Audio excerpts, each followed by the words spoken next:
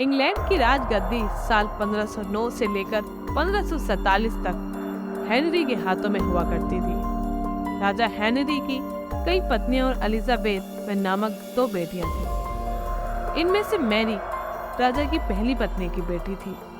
राजा Henry को Mary ज्यादा पसंद नहीं थी, इसलिए वो उसके साथ बहुत बुरा व्यवहार करते थे। मैरी महल के नौकरों के साथ महल का काम करती। अगर मैरी कुछ कह भी दे तो राजा उसकी कोई बात नहीं मानते थे। सन 1547 में जब राजा हेनरी की मौत हो गई तो प्रजा की इच्छा अनुसार 16वीं शताब्दी के दौरान हेनरी की पहली बेटी मैरी को इंग्लैंड की राजगद्दी दे दी गई। वह इंग्लैंड की रानी बन गई। उस समय इंग्लैंड के हालात बहुत अच्छे नहीं थे। इंग्लैंड कैथोलिक और प्रोटेस्टेंट इन दो धर्मों के बीच में बट गया।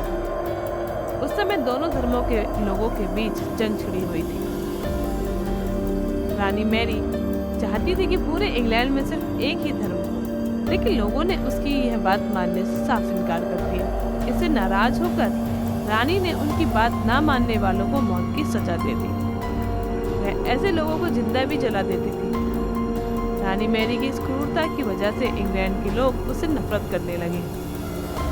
ऐसा भी कहा जाने लगा कि रानी मैरी कुंवारी जवान लड़कियों के खून से नहाती थी। उसका मानना था कि उनके खून से नहाने से वे ज्यादा दिनों तक जवान रह सकती थी। कुछ सालों बाद रानी मैरी ने शादी कर ली और कुछ समय बाद इंग्लैंड में एक खबर आई कि रानी मैरी गर्भवती है और जल्द ही उनके राज्य को उनका नया राजा मिल रहा है। इस बात से सभी बहुत खुश थे, लेकिन उस समय रानी मैरी के साथ बहुत ही अजीब घटना हुई।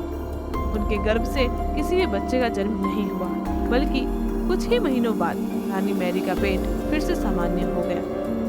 वहाँ के ओझा लोगों ने अपनी तंत्र विद्या से बताया कि रानी मैरी के गर्भ में कोई बच्चा नहीं है, बल्कि एक भूत आकर निवास करता है।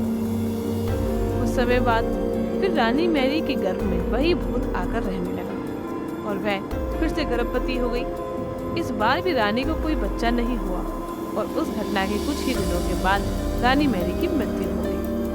इसके बाद मैरी की छोटी बहन एलिजाबेथ को इंग्लैंड की राजगद्दी पर बिठाया गया और एलिजाबेथ इंग्लैंड की नई रानी बन गई। रानी मैरी की क्रूरता की वजह से इंग्लैंड के लोग उसे एक निर्दयी औरत मानने लगे। वहीं जब उसके गर्भ में बच्चे की जगह एक भूत का निवास होने लगा तो लोगों ने उसे शापित भी करार दे दिया और इसी वजह से लोगों ने उसे ब्लडी मैरी का नाम दिया। ब्लडी मैरी की कहानी में हमें ये सीख मिलती है, अपने निजी विचारों व सोच को लेकर दूसरे लोगों पर दबाव नहीं बनाना चाहिए। शांति और करुणा से लोगों का ख्याल भी रखना चाहिए। यही मनुष्य का धर्म है। फिर मिलते हैं एक और दिलचस्प कहानी के साथ। तब तक के लिए धन्यवाद।